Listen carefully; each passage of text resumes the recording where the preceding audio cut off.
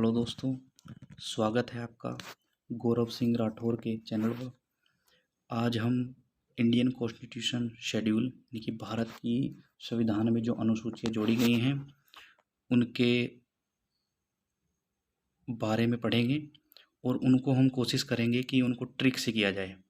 जैसे कि यहाँ पर एक ट्रिक बनाई गई है और मैं उम्मीद करता हूँ कि आप इस ट्रिक से 12 की 12 अनुसूचियों को याद कर पाएंगे। तो मैं कोशिश करता हूँ कि आपको ये याद हो जाएंगी। तो शुरू करते हैं ट्रिक के द्वारा। जैसे कि यहाँ पर लिखा हुआ है SSORSC जनसभा से बदला पंचनगर। तो सबसे पहले तो मैं कहूँगा आपको कि ये जैसे लिखा हुआ है SSORSC जनसभा से बदला पंचनगर।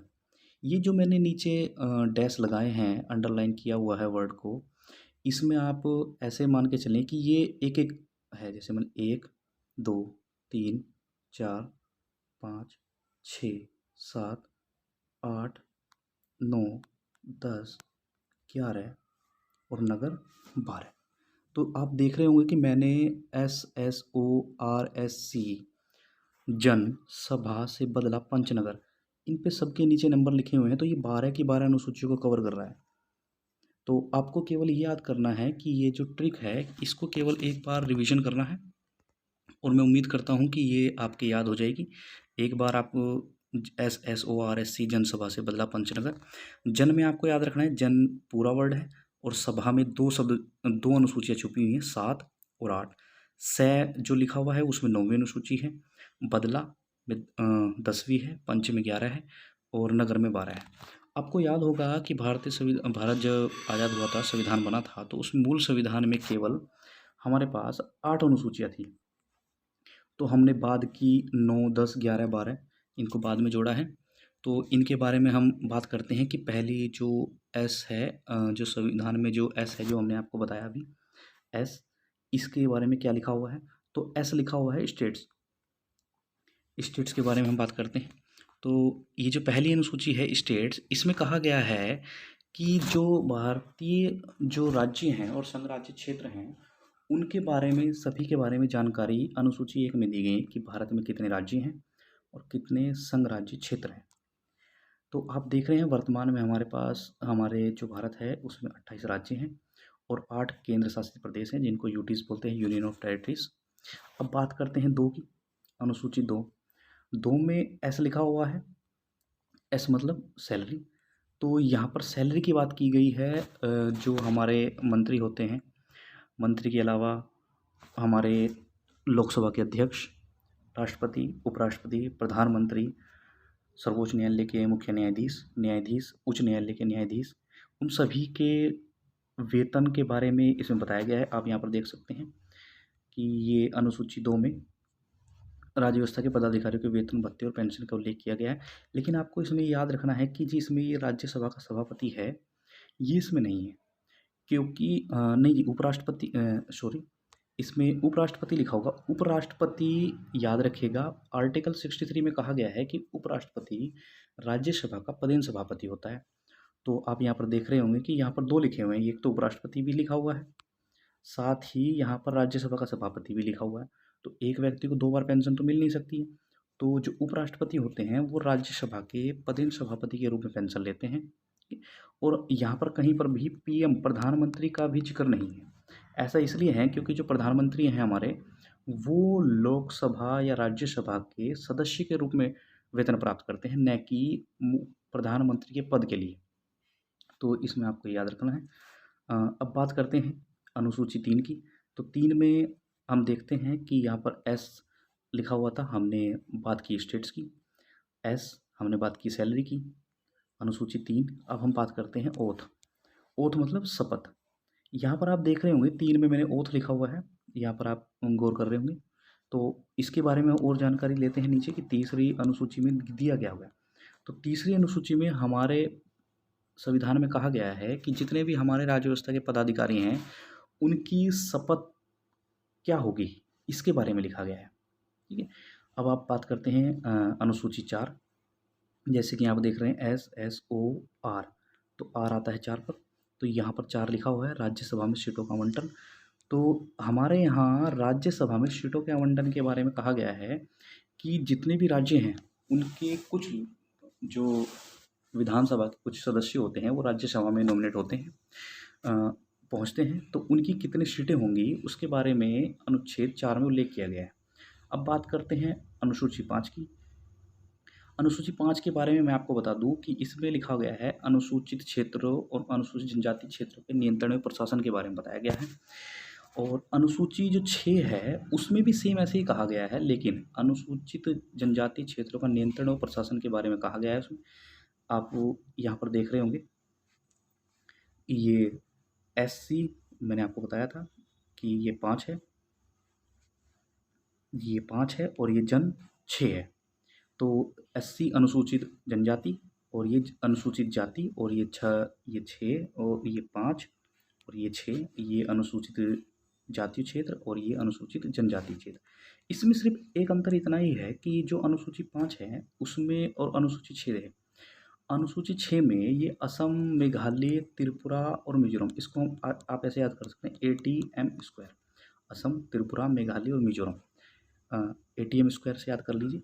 इसके प्रशासन के बारे में और नियंत्रण के बारे में बताया गया है। इसके अलावा जो राज्य बचते हैं वो अनुसूची 5 में आते हैं, अनुसूचित जाति और अनुसूचित जनजाति क्षेत्रों के बारे में।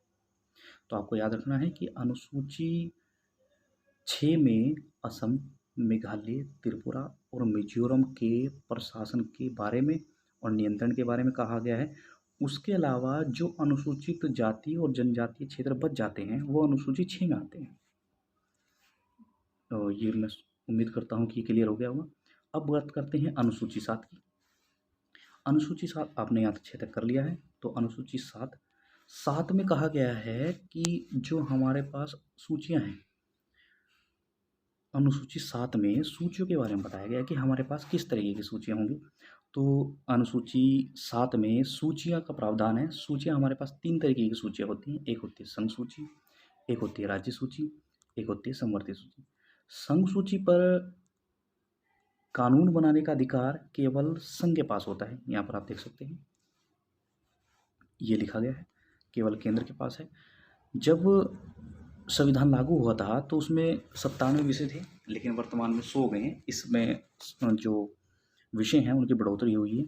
आप देख सकते हैं कि विषय, इसमें मैंने कुछ विषय लिखे हैं आपके लिए, जैसे इसमें प्रतिरक्षा, सैन्य मामले, परमाणु, खनिज, CBI, विदेशी मामले, UNO, विदेशी और युद्ध और शांति सम, ऐसे ही लगभग 100 विषय ऐसे हैं जो हमारी संघ सूची है। तो हमारे पास एक है, पहली है संघ सूची, जिसमें कहा गया है कि इस जो संघ सूची में विषय होंगे उस पर कानून बनाने का अधिकार केवल संघ को होगा, न कि राज्य को। तो पहले इसमें 97 विषय थे, वर्तमान में इसमें 100 विषय हो चुके हैं। अब बात करते हैं राज्य सूची की। राज्य सूची में जितने विषय होते हैं उन पर कानून बनाने का अधिकार केवल राज्यों का होता है। पहले इसमें 66 विषय थे, 66 विषय थे, वर्तमान में इसमें 61 विषय हैं। मैं आपको बता दूं कि इसमें से जो 5 विषय हटाए गए हैं उनको समवर्ती सूची में डाला गया है। ऐसा इसलिए किया गया है कि संघ सरकार को ऐसी आवश्यकता महसूस हुई कि जो विषय राज्य सूची में थे उन पर कानून बनाने का अधिकार संघ के पास भी होना चाहिए। तो मैं बात करता हूँ समवर्ती सूची की। समवर्ती सूची आपके अनुसूची 7 में ऐसी विषय है, ऐसी सूची है जिस पर कानून बनाने का अधिकार संघ और राज्य दोनों के पास होता है। आप यह देख रहे होंगे कि संघ और राज्य, और आप यहाँ पे देख रहे होंगे कि ये कुल पहले 47 विषय थे, अब इसमें 52 हो गए हैं। तो मैंने कहा था कि जो 5 विषय हैं, पहले वहाँ पर 66 विषय थे, अब वो 61 हो गए हैं। जो 5 विषय वो निकले हैं, वो 5 विषय आपकी समवर्ती सूची में डाल दिए हैं। और यहाँ पर मैंने अनुसूचियों के समवर्ती सूची के कुछ विषय भी दिए गए हैं। ऐसे ही विषय, कुछ विषयों का बारे में ऊपर भी बताया गया है राज्य सूची के विषय में। यहाँ पर विवेक, प्रावधान, न्यायिक प्रशासन, सिविल, वन, वन्यजीव संरक्षण, तो ये सब विषय दिए गए हैं। और ऐसे ही विषय आप ऊपर भी देख सकते हैं राज्य सूची के विषय की, लोक प्रशासन, कारागार, स्थानीय स्वशासन, लोक स्वास्थ्य, शराब। ठीक है, तो आप देखते होंगे कि जो शराब पर टैक्स लगाने का अधिकार है वो राज्य सरकारों को दिया गया है। ठीक है, अब बात करते हैं अनुसूची 8 की। 7 अनुसूचियाँ हो चुकी हैं। तो 8 अनुसूची की बात करें तो यहाँ पर आप देख रहे होंगे जन तक हो गया था, जन 7 हो गया था, वही 5 6 हो गया था और से 7 हो गया था और अब आ गया है भा। भा मतलब भाषाएँ। तो 8वीं अनुसूची में हमें दी गई हैं भाषाएँ। मैं आपको बात बता दूँ कि जब हमारा संविधान बना था तो हमारे संविधान